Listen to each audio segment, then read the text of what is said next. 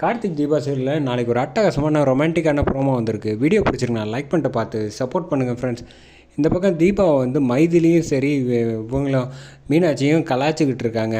அக்கா தயவு செஞ்சு அதை விடுங்கக்கா, எனக்கு ரொம்ப வெக்கமாக இருக்குது அப்படின்னு. சரி சரி, நீ வெக்கப்பட்டதெல்லாம் போகிறோம், இந்தாங்க அத்தை கொடுத்தாங்கல்ல அந்த புடவை, இந்த இதெல்லாம் மாட்டிக்கிட்டு வா, காதில் தோடு இதெல்லாம், இல்லை அலங்காரம் நானே பண்ணிடட்டுமா அப்படின்னு கேட்க, அதெல்லாம் ஒன்றும் வேணாங்க்கா, இது வரைக்கும் நீங்கள் 2 பேரும் செஞ்ச உதவியே போதும், நான் போய் புடவை மாற்றிட்டு வந்துடுறேன் அப்படின்னு சொல்லிட்டு இந்த பக்கம் புடவெல்லாம் மாற்றி முடிச்சுட்டு காதில் தோடெல்லாம் போட்டுட்டு வராங்க.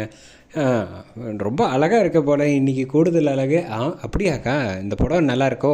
இல்லை நீயும் அழகாக தான் இருக்க அப்படின்னு மீனாட்சிக்கு கிண்டல் பண்ணுறா. கார்த்தி பார்த்தானோ ஏன் உன்னை அசந்துருவான் போ அப்படின்னு சொல்லி கிண்டல் பண்ணாங்க. அக்கா போரும், நான் சொல்லிக்கிட்டே இருக்கேன், அதையே என்னை வெக்கப்பட வைக்கிறீங்க.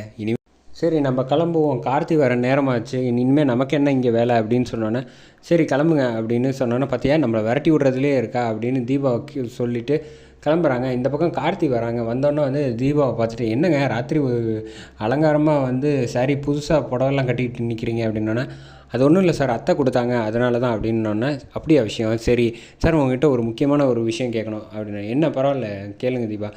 ஆமாம், நீங்கள் ஒர்க் பண்ணுற கம்பெனியோட ஓனர் வந்து பொண்ணாங்க.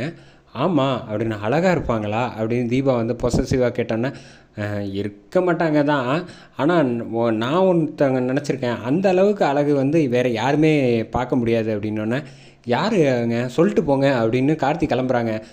அதை முதல்ல போய் கண்ணாடியில் பாருங்கள் தெரியும் அப்படின்னு சொல்லிட்டு கார்த்தி சொன்னது புரியாமல் வந்து திருன்னு யோசிச்சுக்கிட்டு இருக்காங்க நம்ம தீபா. அப்புறமேட்டுக்கு தான் லேசாக பல்பு எரியுது தீபாவுக்கு வந்து. அப்புறம் வந்து கார்த்தி பின்னாடியே போயிட்டு வந்து தலையை தடவிட்டு சிரிக்கிறாங்க. அதை பார்த்தோன்னா வந்து தீபா வந்து வெக்கப்படுறாங்க. அப்படியே கன்னத்தில் கையை வச்சுக்கிட்டு சிரிச்சுக்கிட்டே இருக்காங்க தன்னைத்தானே. அதோட ப்ரோமோ வந்து சூப்பராக முடிச்சிருந்தாங்கன்னே சொல்லலாம்.